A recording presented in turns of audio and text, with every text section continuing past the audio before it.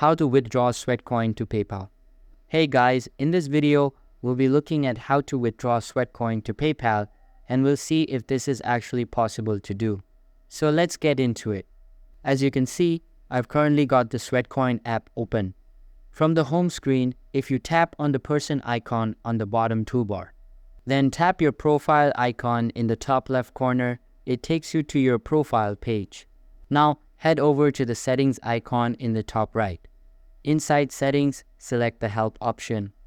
On the help screen, scroll down and tap on other common queries.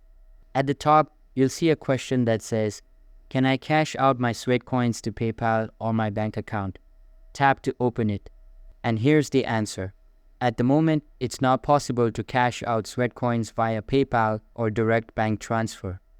The app's long-term goal is to become a full-fledged digital currency and be listed on exchanges.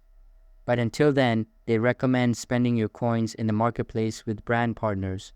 Now here's the important part: PayPal and Amazon vouchers do appear from time to time, especially if you're inviting new users.